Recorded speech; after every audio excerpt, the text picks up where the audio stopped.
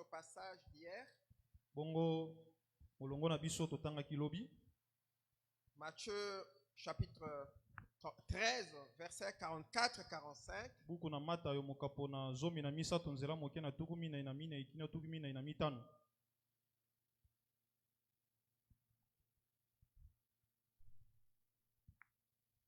Matthieu chapitre 13, les versets 44 et 45. Nous lisons au nom de Jésus. Le royaume des cieux est encore semblable à un trésor caché dans un champ. L'homme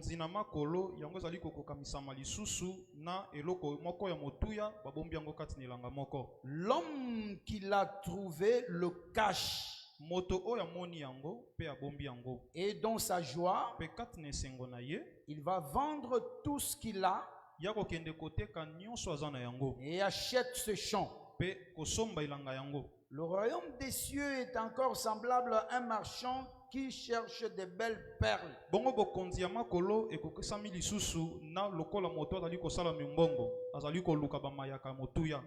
Amen. 46.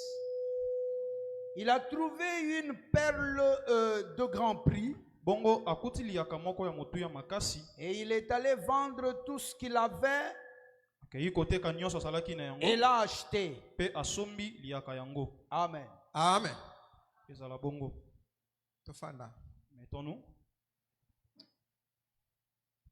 Nous vous saluons tous au nom du Seigneur Jésus-Christ. Ma joie est grande de nous tenir aujourd'hui au-devant de toi pour partager la parole du Seigneur. Amen.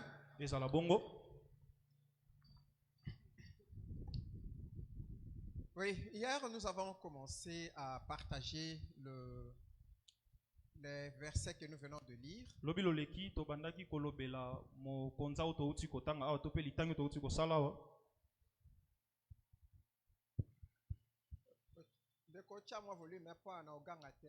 Augmente un peu le volume parce que je ne vais pas crier.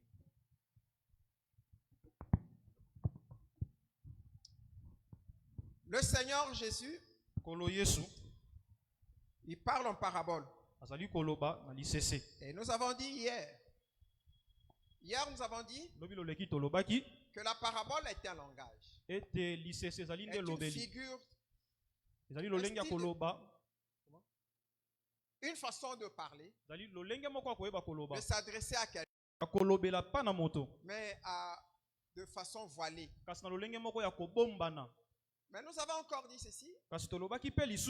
Pour que quelqu'un à qui on s'adresse par la parabole comprenne le sens de la parabole, il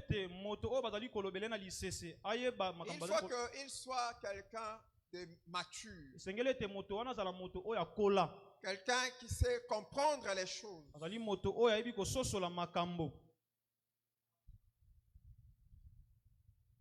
Et le Seigneur vient maintenant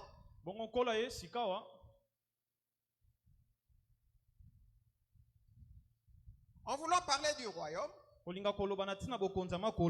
Seigneur fait la comparaison entre le royaume des cieux et un trésor caché dans un champ.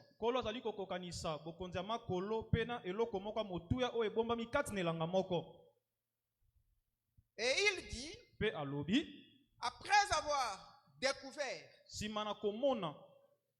le trésor dans les champs,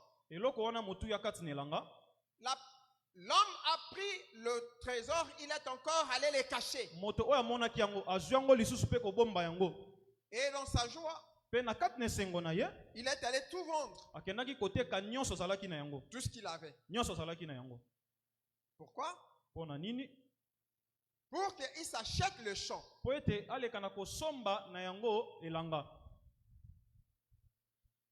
Amen. Et le Seigneur a pris encore une deuxième parabole.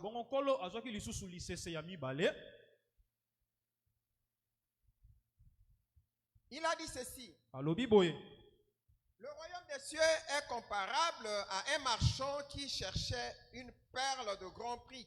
Bongo mokonza makolo ekokani lokolo na moto azali kosala mombongo pa Et zali quand koluka il a bamayaka kitoko. découvert la perle de grande valeur, Petan amoni liaka wana ya motu ya makasi. il a vendu tout ce qu'il avait afin de s'en procurer. Bongo ayebaki na koteka nyonso azalaki nango na tina ete azwa liaka yango. Afin de s'en acheter. Po ete aleka na kosomba yango. Et nous avons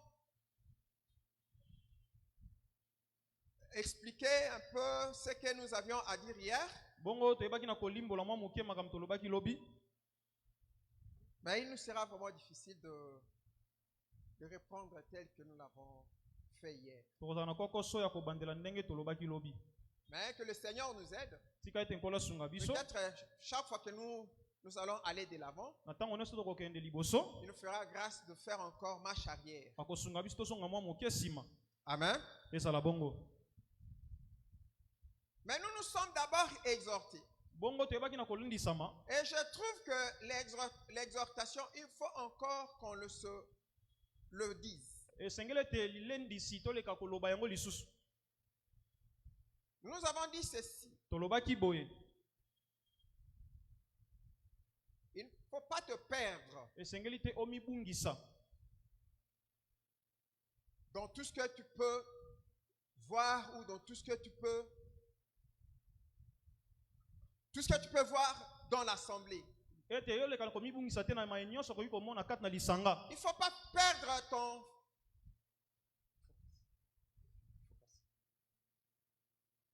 focus. Il ne faut pas perdre ton objectif.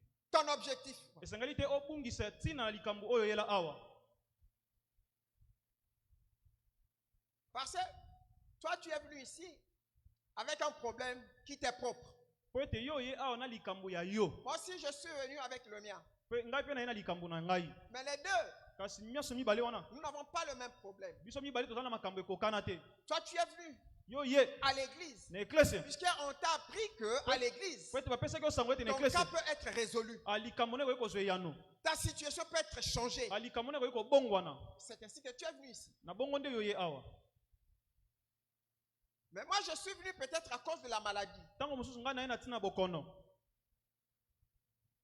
Mais quand j'arrive ici, il faut que je cherche ma guérison.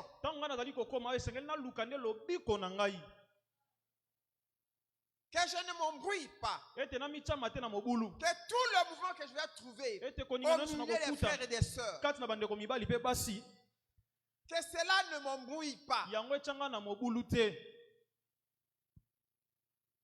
Et nous avons dit, il faut que tu sois toi. Sois toi. Ne sois pas moi. Il ne faut pas faire des choses puisque tu m'as vu faire. Ton salut est à toi.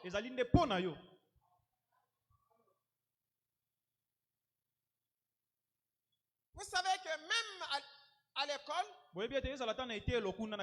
tous ceux qui vont à l'école ne vont pas avec un même objectif. Il y a de ces enfants qui vont à l'école. Ils ne savent pas pourquoi ils vont à l'école. Voilà pourquoi quand ils arrivent à l'école, ils ne feront que déranger. Ils ne feront que déranger les amis et les professeurs. Mais un enfant sage ne peut pas suivre un tel enfant. Même ici à l'église. Quand tu es avec ton problème, tu es venu pour chercher la solution à ton problème.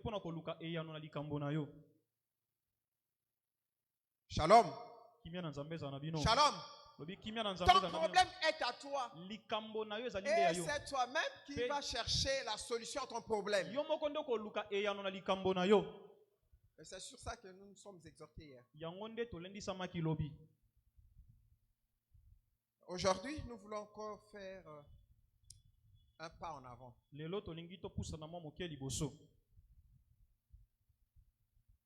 pense que nous parlons de l'homme. Celui qui est allé à la recherche d'un trésor,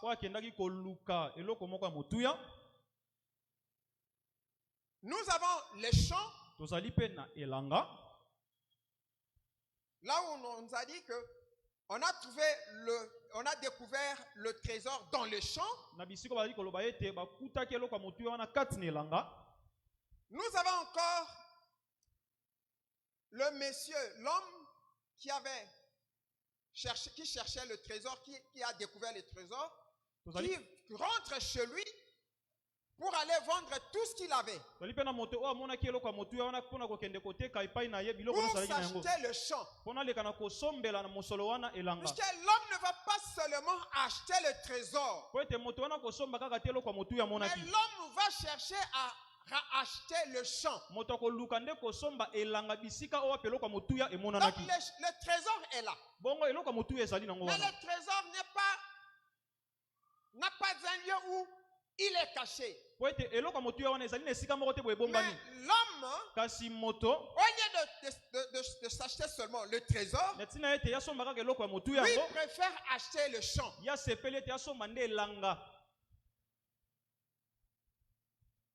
Mais pour s'acheter le champ, il doit tout dépenser. Il doit tout dépenser.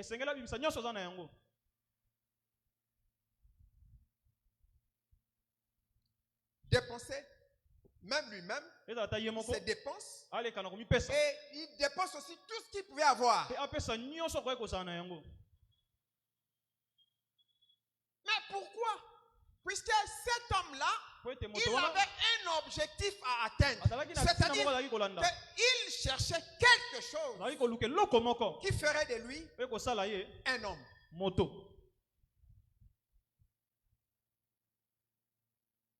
Est-ce que je me fais comprendre? Je me fais comprendre. Donc la personne, il est à la recherche du trésor. Mais le trésor n'est pas dans les eaux, n'est pas dans le ciel, mais le trésor est caché dans un champ.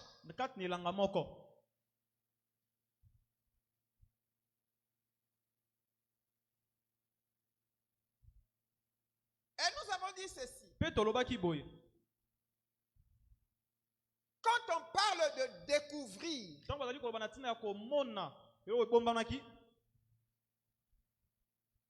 que la personne a découvert, c'est-à-dire que quelque chose qui ne pouvait pas être vu par tout le monde. Pour le retrouver, il fallait que ça soit une grâce. Je suppose que dans ce champ-là, la personne n'était pas le seul à passer par ce champ-là. N'est-ce pas? Il était le seul. Amen. Amen. Mais la Bible nous dit que cet homme-là, il l'a découvert. Oh, c'était la grâce. Pour découvrir le royaume, ça doit être que la grâce. Je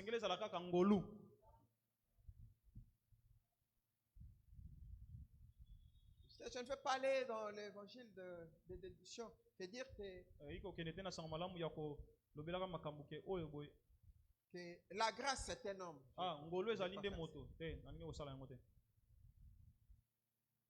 Amen.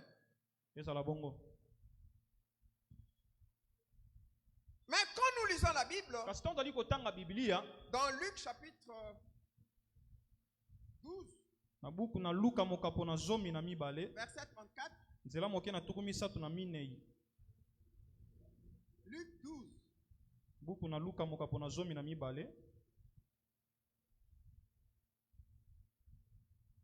on peut le lire?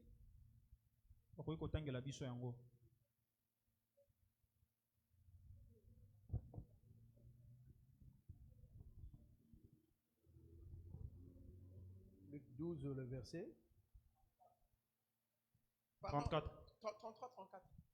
Luc 12, 33, 34. Luc chapitre 12, verset 33 et 34. Nous lisons. Vendez ce que vous possédez et donnez-le à nos mônes. Faites-vous des bourses qui ne s'usent point, un trésor inépuisable dans les cieux, où le voleur n'approche point et où la teigne ne détruit point. Car là où est votre trésor, là aussi sera votre cœur. Amen. Amen.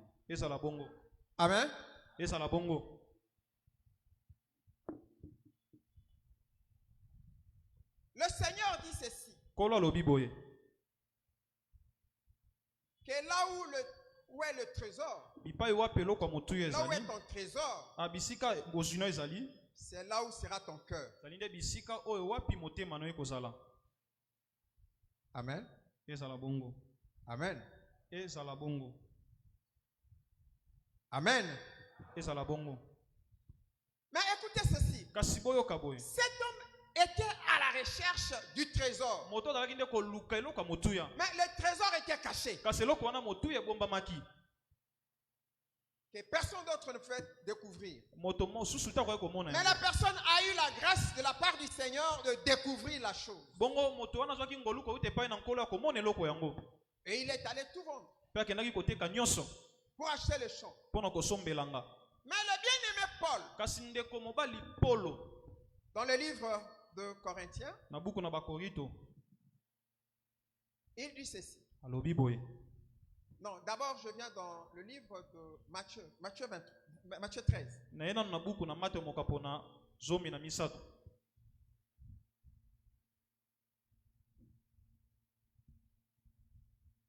Matthieu 13, verset 37. Matthieu 13, verset 37. Nous lisons au nom de Jésus. Il répondit, celui qui sème la bonne sémence, c'est le Fils de l'homme. Merci, merci. Amen. La Bible nous dit que il y a un homme, celui qui a découvert, un homme. Mais le verset que nous venons de lire est en rapport avec le sémeur. Celui dont il est dit qu'un homme est allé s'aimer la bonne sémence dans le champ.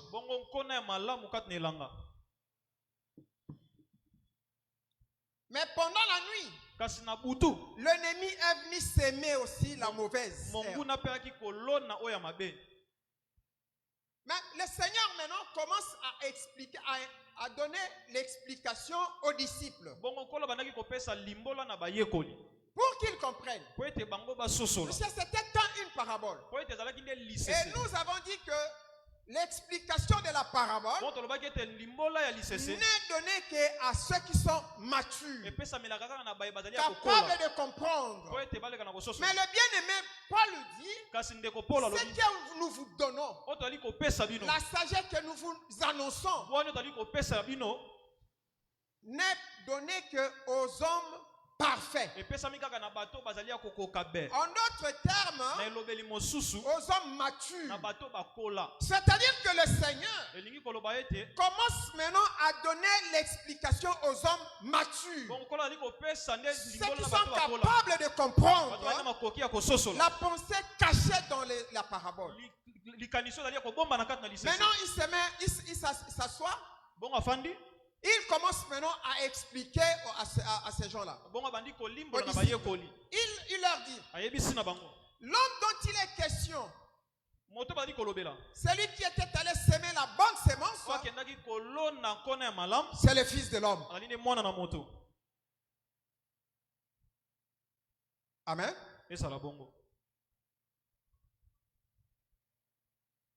M'avez-vous saisi? J'ai dit ceci. Dans la parabole du semeur, on parle d'un homme qui était allé semer. Il a semé la bonne sémence. Mais quand le Seigneur vient pour donner l'explication, il dit, cet homme-là, c'est le Fils de l'homme. Cela veut dire que le Seigneur parlait de lui-même comme étant le semeur. Le semeur de la bonne sémence. Est-ce que je me fais comprendre? Je me fais comprendre. C'est pour vous faire comprendre que l'homme, c'est le Fils de l'homme. Il parle de lui-même.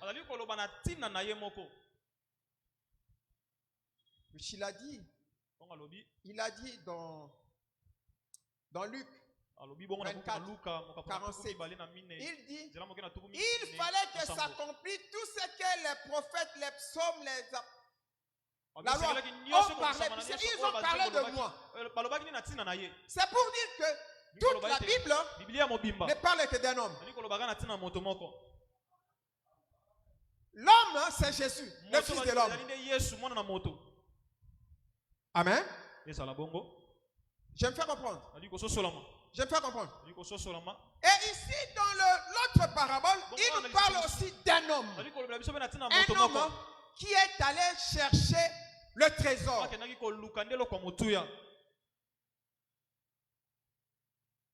Maintenant, nous voulons dire que l'homme en question là, l'homme qui a découvert, c'est le Fils de l'homme. Amen. C'est le Fils de l'homme.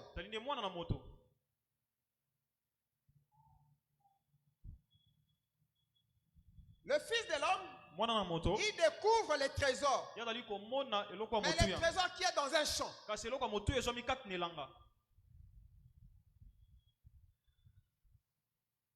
Shalom.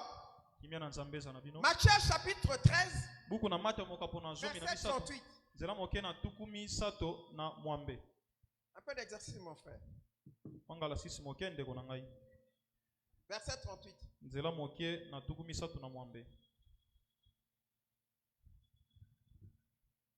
Matthieu 13, verset 38, nous lisons. Le champ, c'est le monde. La bonne sémence, ce sont les fils du royaume. L'ivré, ce sont les fils du malin. Amen. Amen. Pourquoi j'ai pris ce verset? Puisque dans notre parabole, on nous parle aussi du champ.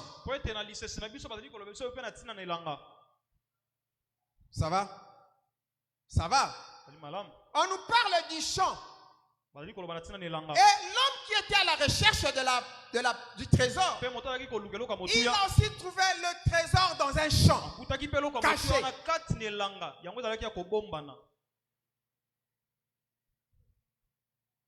Mais le Seigneur donne l'explication du champ dans Matthieu 13, 38. Il dit ceci, que le champ, c'est le monde. Ça va? Le champ, c'est le monde.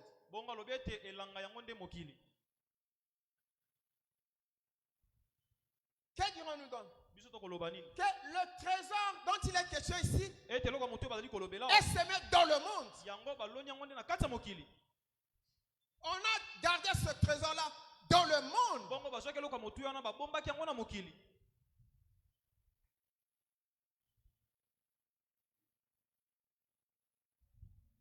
Amen.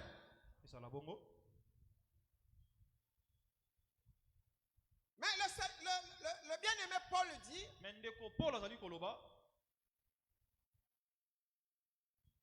que ne savez-vous pas que vous êtes le champ de Dieu? Vous qui? Vous qui? Le monde. Amen. Mokili. Eza la bongo. Amen. Eza la bongo. Vous les croyants, vous les chrétiens, vous les fils de Dieu, vous êtes aussi le champ de Dieu. Mais le champ n'est appelé champ que si l'homme a sémé. Quand il y a la sémence, c'est alors que le Seigneur considère cette partie-là comme le champ.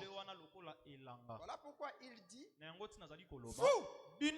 êtes le champ. Pourquoi êtes-vous appelé champ? Puisque le Seigneur a sémé dans vous la sémence. L'absence de la sémence, tout le champ qu'on peut appeler est considéré comme la forêt.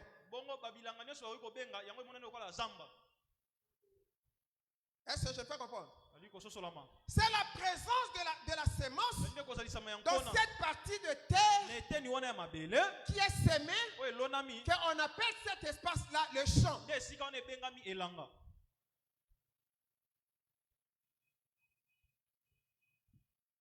Et Paul dit, vous êtes le champ de Dieu. Moi j'ai sémé, Barnabas a arrosé, et Dieu qui fait croître. Il s'adresse non pas au monde, puisque dans la Bible il y a le monde et le monde. Est-ce que je fais comprendre? Il y a le monde selon le monde, et il y a aussi le monde selon la Bible. Quand la Bible dit, car Dieu a tant aimé le monde qu'il a envoyé son Fils unique afin que quiconque croit. Le Seigneur n'a pas envoyé son Fils à tout le monde.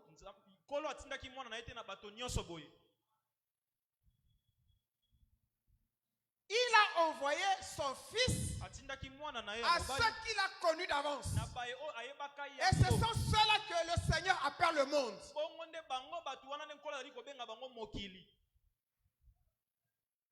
Est-ce que je fais comprendre? Je fais comprendre. Mais le bien-aimé Paul dit que vous êtes le champ de Dieu. Mais ici le Seigneur dit, le champ c'est le monde. Mais retenez ceci. Mais le trésor est caché dans le monde.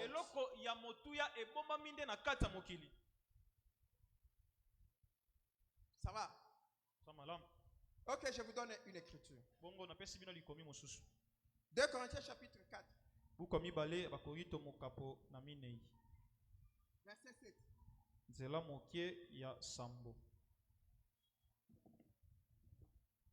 Vous pouvez lire?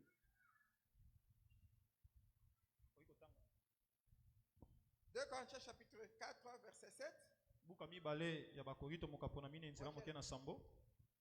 De Corinthiens chapitre 4 verset 7. Nous portons ce trésor dans des vases de terre afin que cette grande puissance soit attribuée à Dieu et non pas à nous. Avez-vous suivi la lecture? Qu'est-ce qu'il a dit? Nous portons ce trésor dans des vases de terre. Nous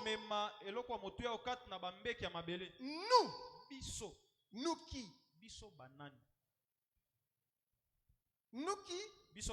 Le monde. Amen. Amen.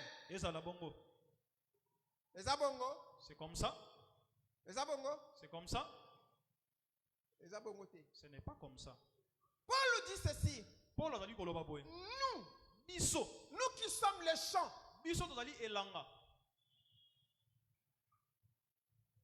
Est-ce n'est pas qu'on est aux apes champs? Est-ce que soit tu es un champ?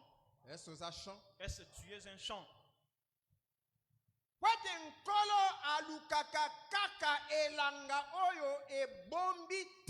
Parce que le Seigneur ne cherche que les gens qui cachent les trésors.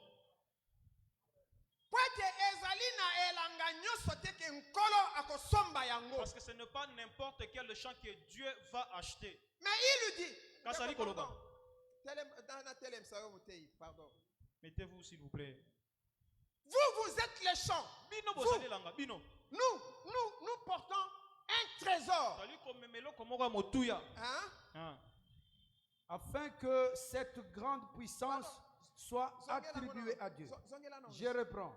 Nous portons ce trésor dans des vases de terre. Nous portons ce trésor dans des vases de terre. Pardon. Mais l'homme a découvert le trésor. Le trésor était caché par terre.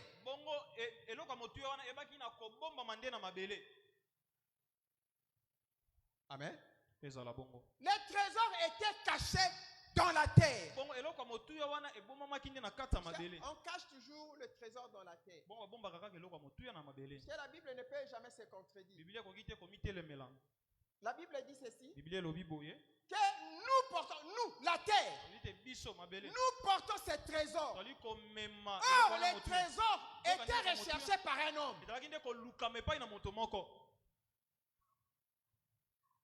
Continuons, frère. Afin que cette grande puissance soit attribuée à Dieu,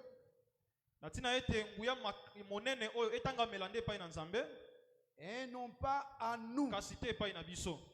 Voilà. Il dit ceci. Merci. Que le trésor est porté dans des vases de terre. Oui, cette terre-là, c'est le champ en question.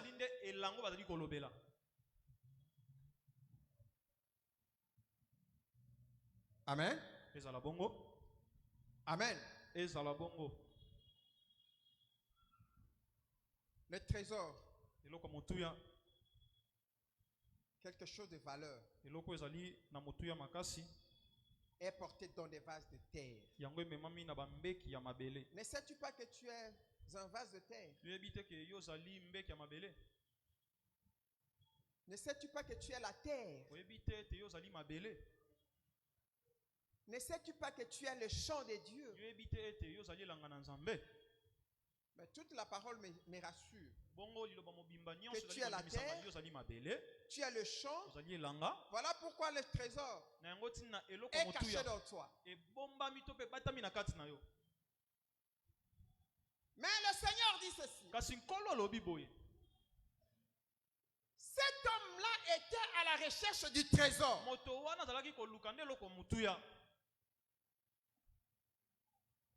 Il cherchait le trésor. Puisque même quand le Seigneur viendra, il ne va chercher que le trésor.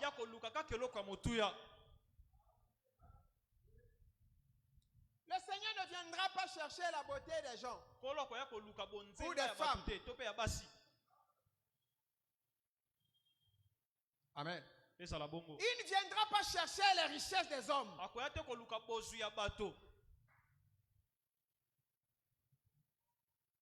Voilà pourquoi le bien-aimé Paul, je l'aime beaucoup. Quand lui aussi veut savoir la nouvelle des églises, lui ne cherche pas à connaître combien de riches nous avons dans notre église, combien de puissants nous avons dans notre église. Mais Paul, ayant l'esprit du Seigneur, il cherchait toujours le trésor. Et nous allons y arriver. Mais le trésor, si nous allons dans le livre de Pierre, 1 Pierre, je crois verset 7. Marc, 1 Pierre, chapitre 1. Verset. Ok, verset 6 à 7.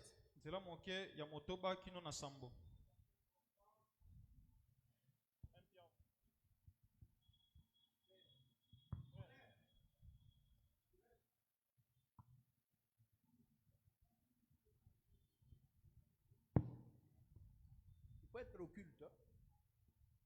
1 Pierre chapitre 1er, verset 6 à 7.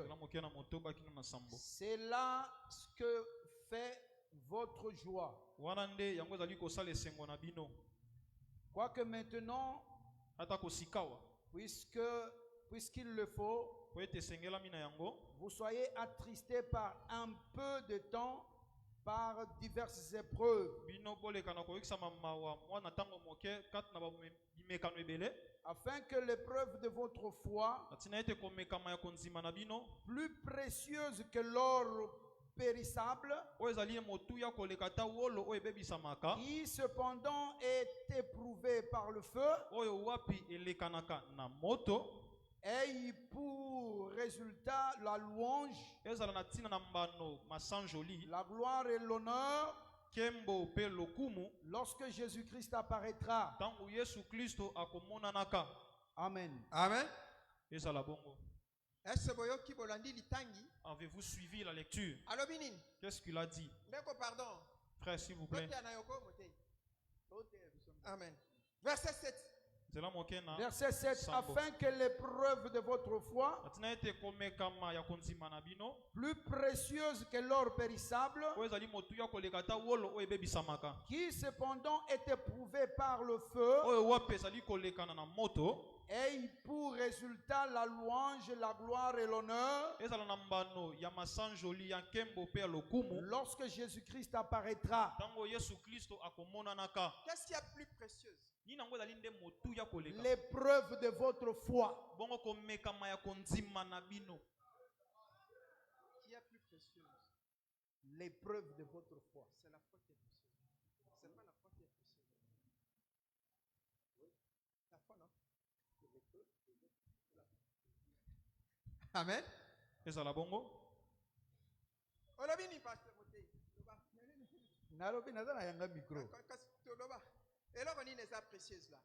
Commis l'épreuve de votre foi, c'est-à-dire votre foi. Votre foi est plus précieuse. Oui. Amen. La foi est plus précieuse. Mais continue. Continue.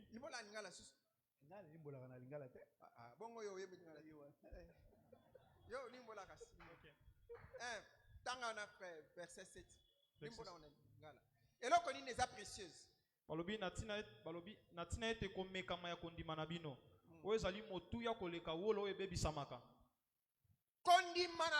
Épreuve. Épreuve ezane ba mimekano. Baza ko mekanini nde kondima. Kondima na bino o ezali plus précieuse que l'or. O ezali koleka motuya wolo o ebebisamaka. Shalom. Kimena nzambe za na bino. Shalom. Mutefana, merci. Peut-être le verset 5. 5 hein, ndoba kasitana. À qui il dit à vous qui, par la puissance de Dieu, êtes gardés par la foi pour le salut, prêts à être révélés dans les derniers temps. Gardés par la foi. Amen. Hein? Tous ensemble, hein? Tous ensemble, hein? Nous sommes ensemble. Le trésor c'est quelque chose d'un grand prix. Mais pour évaluer, il faut connaître la valeur des choses.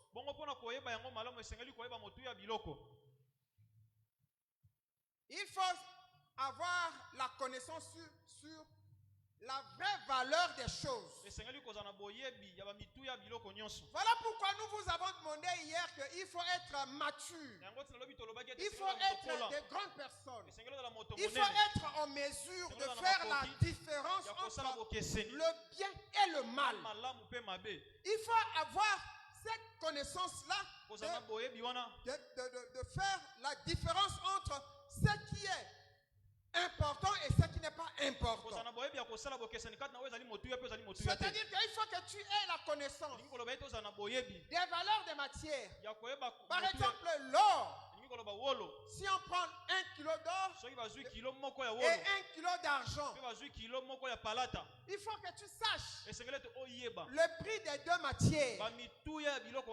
Et laquelle des deux matières a plus de valeur. Mais je pense que ceux qui connaissent les choses vous diront que c'est l'or qui est plus précieux que l'argent. Est-ce que je peux comprendre? Et cela n'est donné qu'aux sages, aux matures.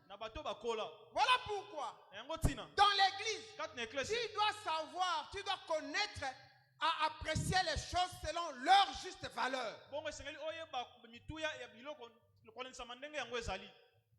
Amen. Mais ici, le bien-aimé Pierre dit que la foi est plus précieuse que l'or. C'est-à-dire que l'or, quand on le pèse, on le met sur la balance et on met la foi a plus de poids, a plus de valeur que l'or.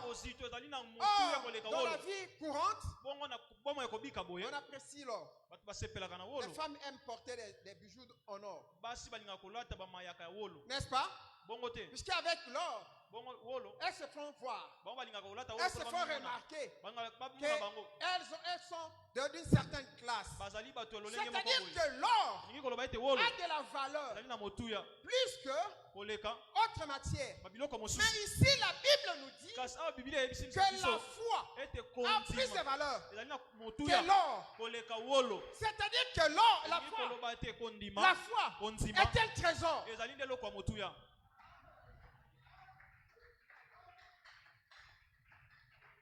Et ce trésor qu'on a trouvé dans le champ. Amen. Mais on ne pouvait pas racheter le trésor. Mais on devait racheter le champ.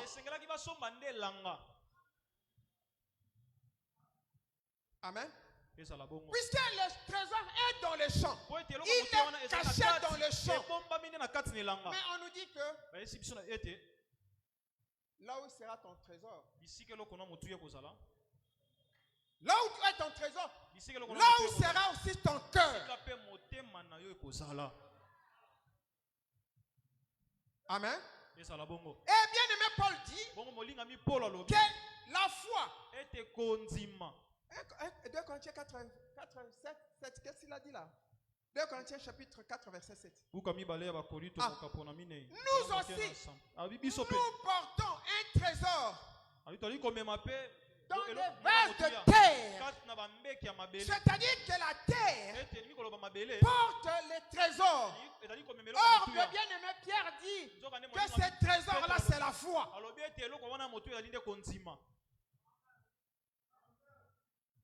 Amen. Amen. Nous comprenons par là que la foi, c'est les trésors. Amen. Et il n'y a que l'homme qui connaît la valeur de la foi. Voilà pourquoi il était à la recherche de la foi. Mais ce jour-là, il a fait cette remarque. Il a regardé, il a observé les choses. Comme aujourd'hui, il a dit, est-ce que quand le Fils de l'homme viendra, trouvera-t-il des gens qui ont construit des immeubles? Amen. Amen.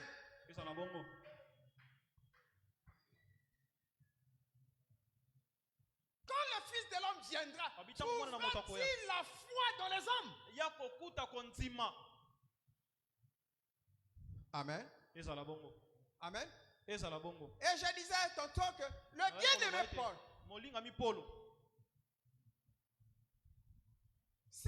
quand il écrivait des lettres, ou s'il voulait se conquérir de la situation de l'état d'une église quelconque, il leur posait toujours la question sur la foi. Et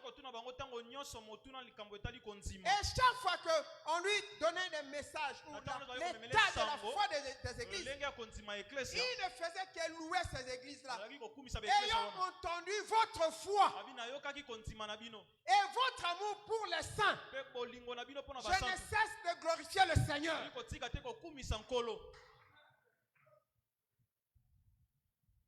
Amen. Et ça la bongo. Et tu m'as dit jusqu'à quand on peut monter? Il a encore du temps. Hein? 30 minutes. Ok, c'est ça. Amen. Et ça la bongo. Amen. Et ça la bongo. Est-ce que le Fils de l'homme trouvera-t-il la foi? C'est-à-dire que le Fils de l'homme est en train de chercher le trésor. Est-ce que je vais trouver le trésor? C'est à ce moment-là qu'il était en train de chercher. Je cherche la foi. Qui est un trésor? Je cherche la foi. Qui est un trésor? Et quand il trouve, il le découvre, il doit racheter la terre. Il doit racheter les champs. Est-ce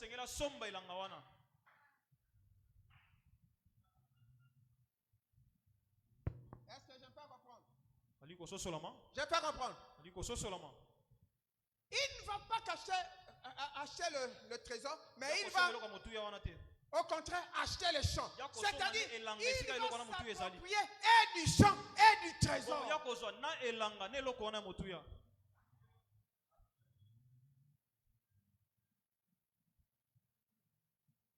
Je ne sais pas si je vous parviens.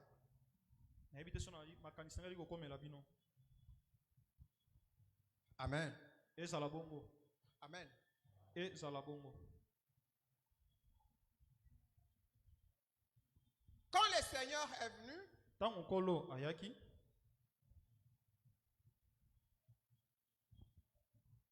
il cherchait la foi. Un jour, je suis dans Matthieu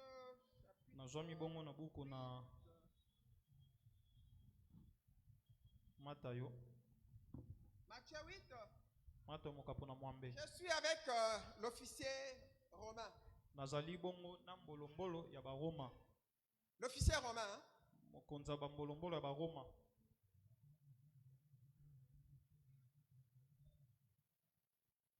Attendez, je cherche le verset. Verset 10.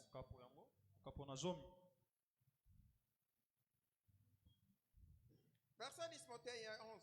Matthieu 8, verset 10. Après l'avoir entendu, Jésus fut dans l'étonnement et il dit à ceux qui le suivaient, je vous le dis en vérité, même en Israël, je n'ai pas trouvé une aussi grande foi.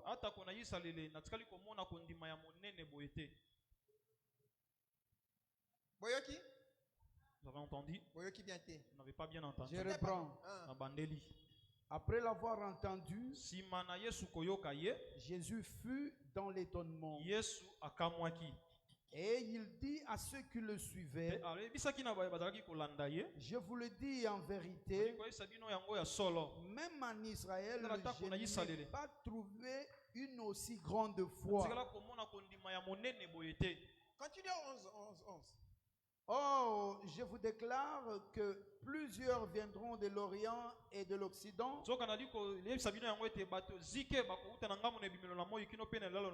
et seront à table avec Abraham, Isaac et Jacob dans le royaume des cieux. Mais les fils du royaume seront jetés dans les ténèbres du dehors,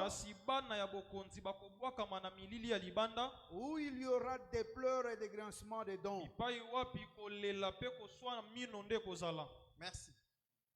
Ici le Seigneur dit, il témoigne sur l'officier romain. L'officier romain n'était pas un juif. L'officier romain n'était pas un juif. Il était un païen.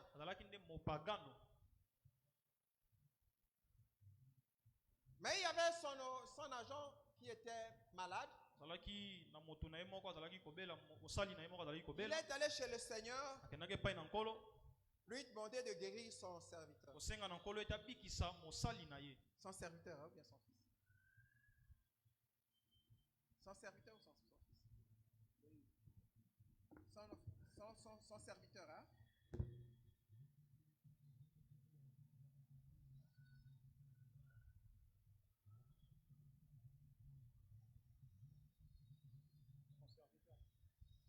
Son serviteur. Oui, son serviteur. Le Seigneur dit, on va aller dire, non Seigneur, je ne suis pas digne que tu viennes chez moi. D'ailleurs, moi, je suis un officier. J'ai des subalternes à qui je donne des ordres. Et toi, viens ici. Toi là, fais ceci.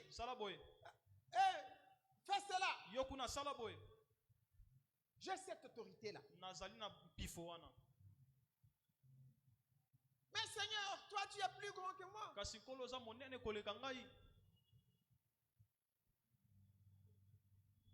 C'est-à-dire que ici où tu es, tu peux donner l'ordre. À partir d'ici, tu peux donner l'ordre jusqu'à chez moi. Et cet ordre-là va s'exécuter dans ma maison.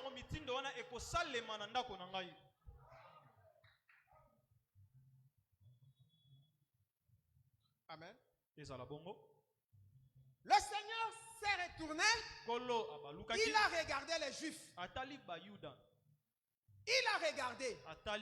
C'était des champs qui n'avaient pas de trésor. Mais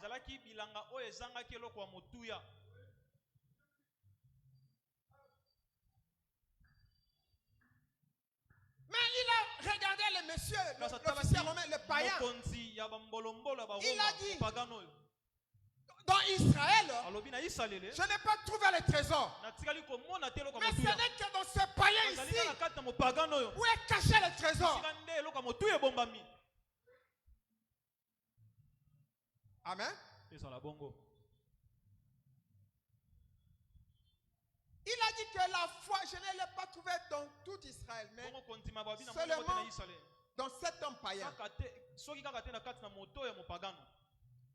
Or, Pierre dit que la foi est un trésor.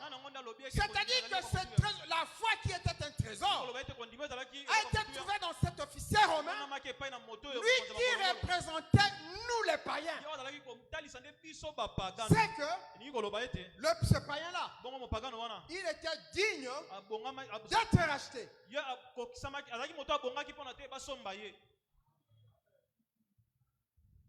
Pourquoi? Puisqu'il cachait le trésor. Mais ce jour-là, l'homme qui cherchait le trésor a découvert le trésor dans ce monsieur-là.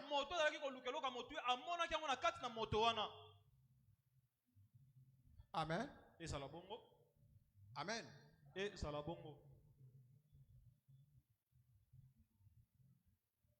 La finalité de cet homme-là était d'aller tout vendre. Tout ce qu'il avait de précieux. Il a tout vendu pour avoir les moyens de s'acheter ce champ-là.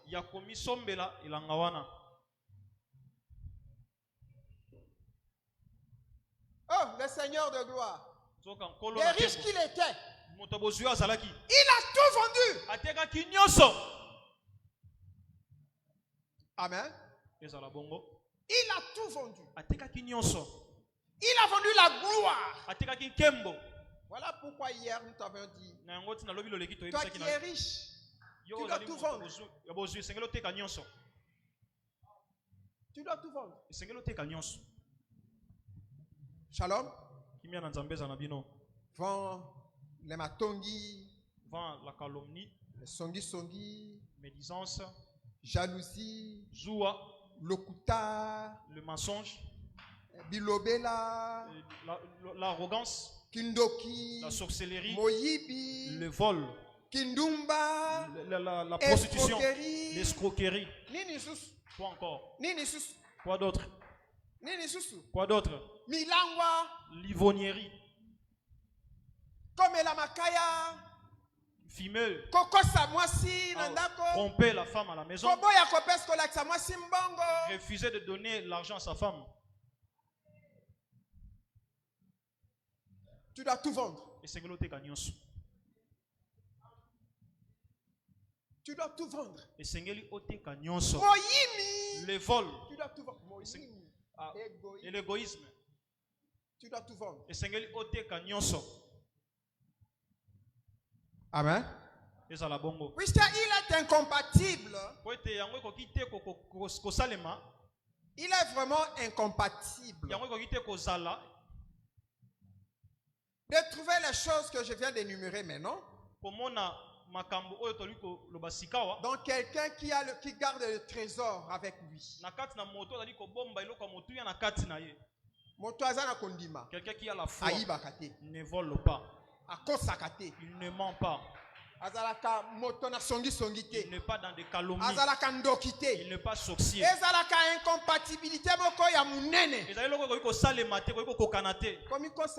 te trompe pas. Je ne parce que je suis devant toi avec le micro. Non. Si c'est vrai que j'ai la foi, il faut m'observer. Amen. Et ça la bongo. Vous savez,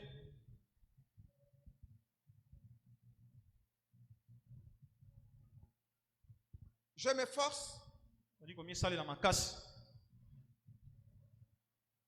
Je m'efforce à ce que je puisse me bien conduire devant mes enfants. Parce que je dois être un exemple pour eux. Et toi aussi, étant mon fils, ma fille, je dois me comporter en exemple devant toi.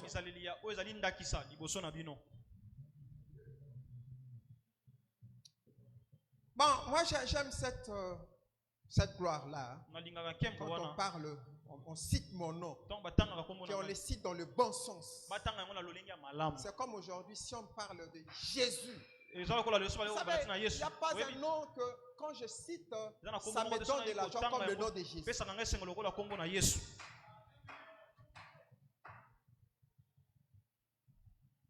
C'est comme ça que j'aime aussi que quand on cite mon nom, que ça ait de la valeur. Oh, famille Bofanga, il faut que si quelqu'un apprend, oh, famille Bofanga, non, il ne faut pas jouer avec cette famille.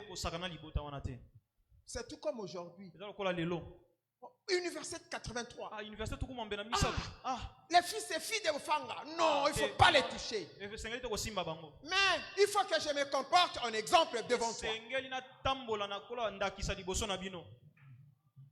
Amen. C'est que si j'ai la foi, on ne peut pas trouver le mensonge dans moi. Parce que si je me comporte en menteur, je n'aurai pas le courage de te dire que non, cesse avec le mensonge.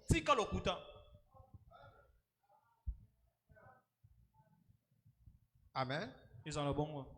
Amen. Oui. La foi.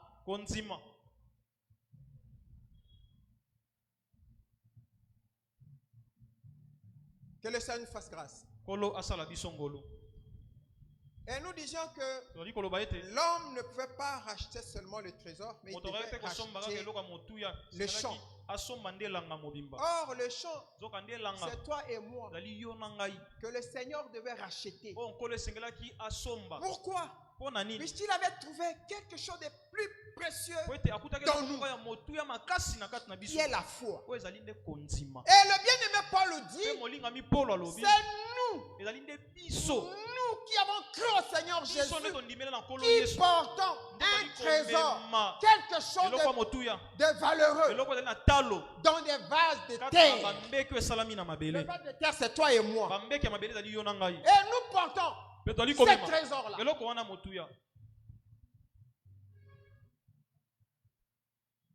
Shalom.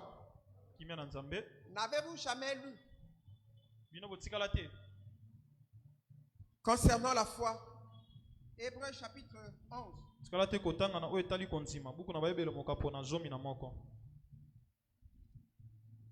Hébreux 11.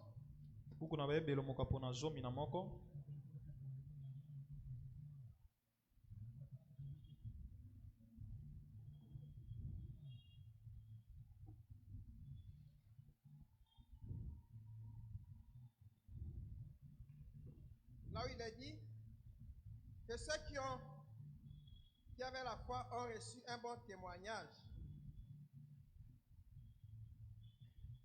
Oui, Hébreux 11, verset 2. Hébreux 11, verset 2, nous lisons. Pour l'avoir possédé, les anciens ont obtenu un témoignage favorable. Amen. Le bien-aimé Paul dit qu'en ayant la foi, qui est un trésor, en ayant cette foi-là comme trésor en eux, ils se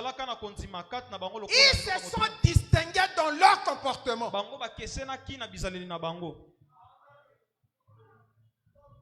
Et ils ont obtenu un bon témoignage.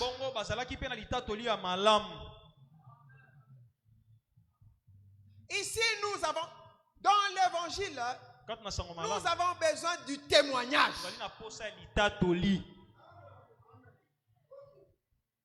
Puisque la foi, c'est un trésor. Mais est-ce qu'on peut donner un trésor à un enfant?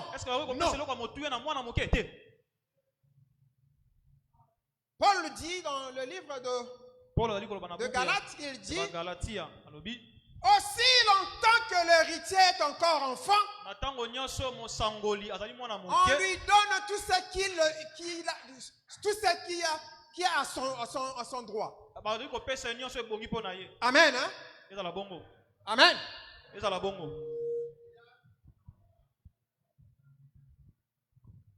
Aussi longtemps que l'héritier est encore enfant, il ne peut jamais gérer. Lui-même, c'est bien. Pourquoi? Pourquoi? Je ne sais pas faire la différence. Il ne sait pas distinguer. Il ne sait pas. Il ne connaît pas la valeur des choses.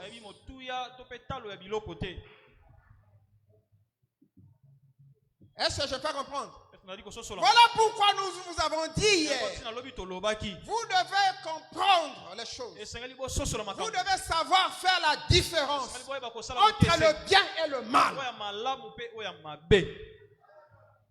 Tu ne peux pas me dire que tu as la foi, que tu es un enfant de Dieu, mais jusque là tu ne sais pas faire la différence entre le bien et le mal.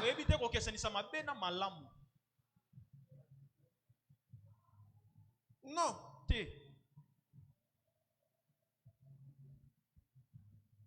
Vous savez, celui qui a la foi, comme nous venions de le dire, c'est les champs rachetés. Puisque l'homme va tout vendre. Jésus a tout vendu. Il a vendu même sa propre vie pour acheter les champs.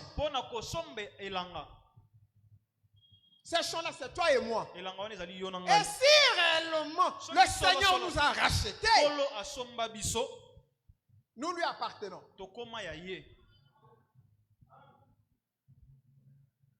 Si nous nous appartenons à Jésus, c'est que nous sommes saints. C'est-à-dire que nous sommes un même corps avec lui. Qui peut me dire que quand le Seigneur était sur la terre, il avait péché?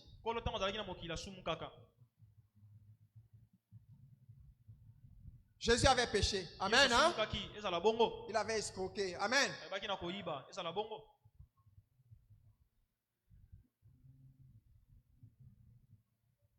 Amen. Vous savez, quand il est allé racheter les champs, c'est que le champ était au marché, était à la portée de tout le monde. Quand nous allons au marché, nous voyons des mamans, des papas exposer leurs articles. Est-ce que cela est réservé à un seul individu, à une seule personne? Hein? C'est exposé pour tout le monde. Amen. Mais regardez ceci. Quand l'homme a caché, puisque nous avons dit hier que le trésor était caché, mais l'homme a encore pris ça, il a caché. C'est-à-dire que la chose a été cachée 2 fois. Pour que ça ne soit plus à la portée de tout le monde.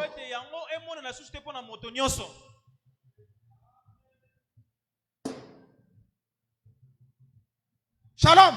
Il a été caché pour la 2e fois. C'est-à-dire que le champ qui est destiné à être acheté ne peut jamais être exposé à tout le monde.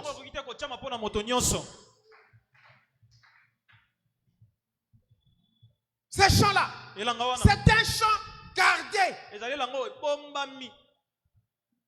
Et quand l'homme vient avec de l'argent pour acheter, le terme grec de racheter, la rédemption, hein? Racheter. Racheter veut dire exagorazo. Exagorazo. C'est-à-dire, agora, c'est le marché.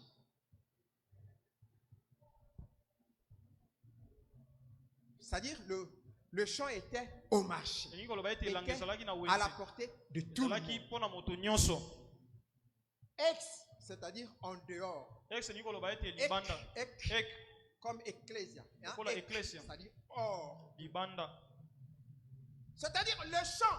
Quand on donne l'argent, on retire ça du marché. C'est-à-dire que ce n'est pas tout le monde qui a le droit sur le marché, sur le champ.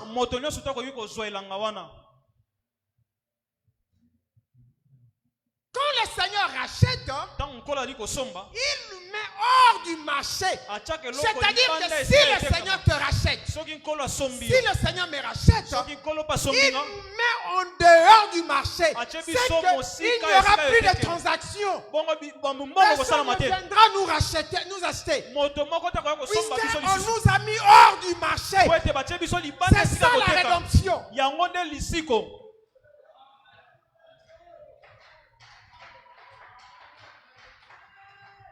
Amen. Amen.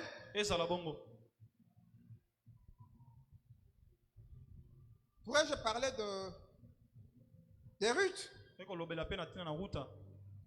Je ne sais pas. Le temps ne nous permettra pas. Il est déjà 19h06. Amen.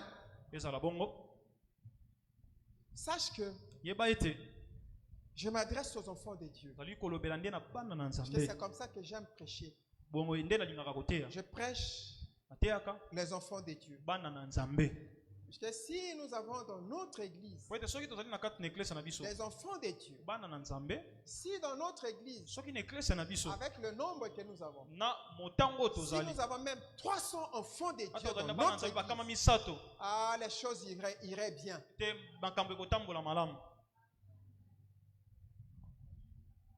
Amen. Je veux parler aux enfants de Dieu.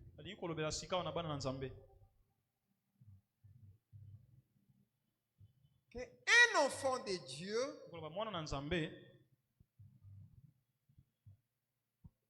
Il est celui qui est racheté par le Seigneur. Il est le champ dans lequel est caché le trésor.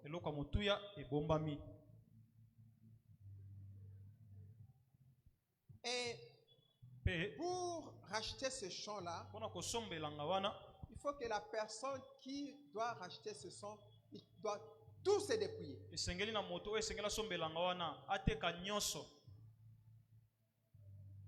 Et la personne qui s'est dépouillée, qui a vendu tout ce qu'il avait de valeur, c'était Jésus-Christ.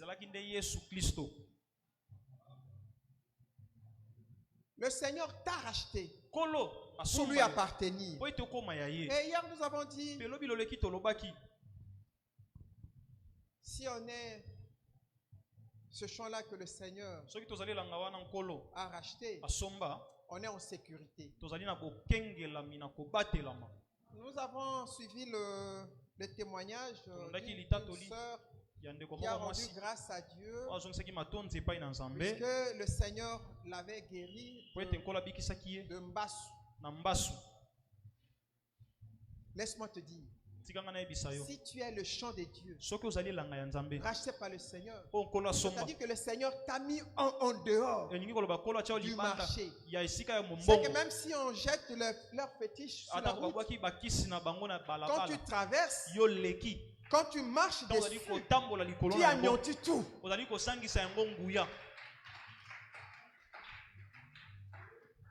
Amen. Si tu es un enfant de Dieu et que le Seigneur t'a racheté, sache que quand tu marches, partout où tu passeras, partout où tu arriveras, ta présence sera toujours remarquable.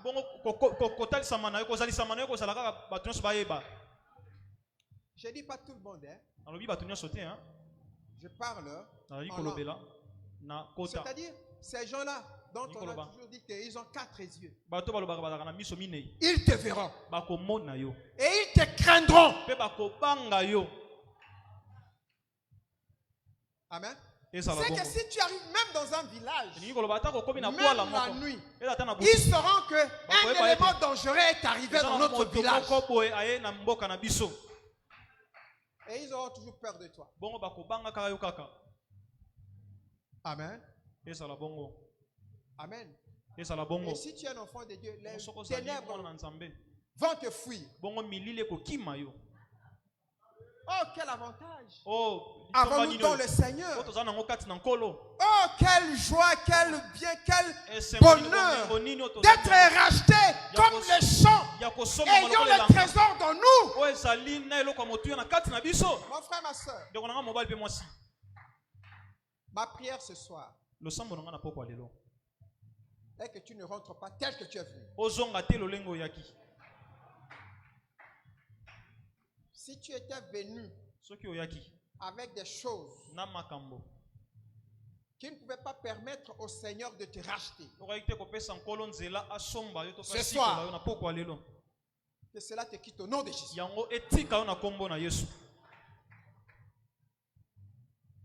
Et que tu sois prêt ou prête à être racheté ce soir au nom de Jésus. L'œuvre que le Seigneur a fait sur la croix, qui était pour ton rachat, s'accomplisse dans ta vie au nom de Jésus.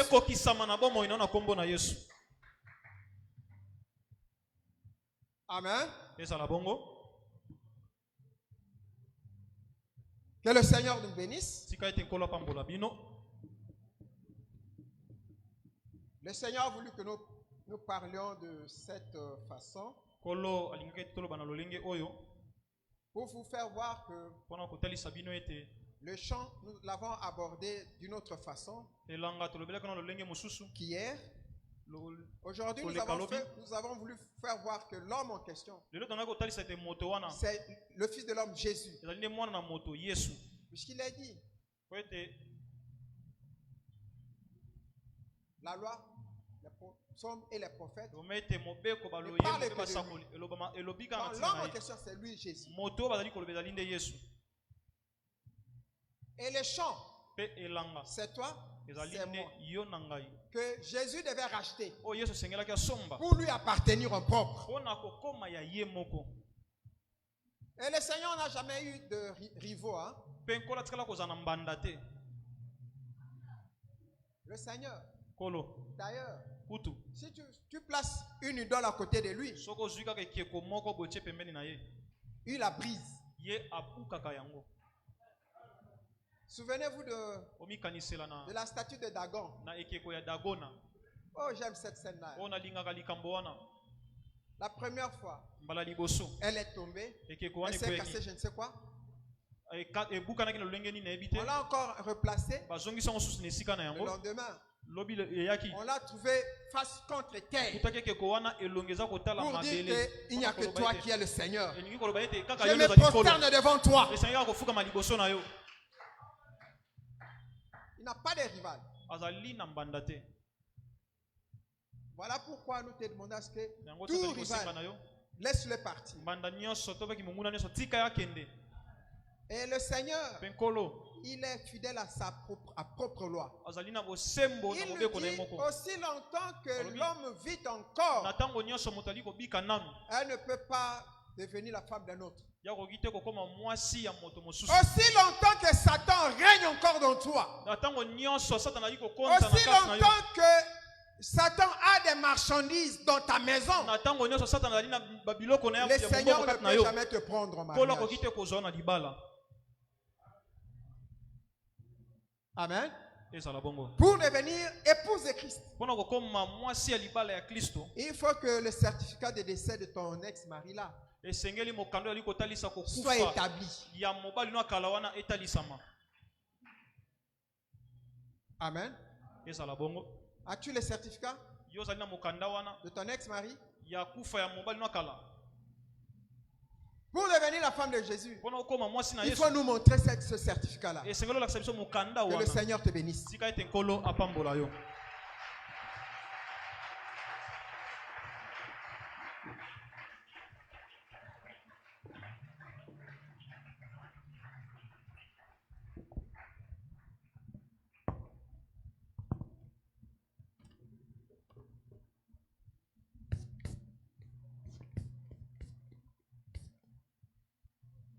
Est-ce que quelqu'un peut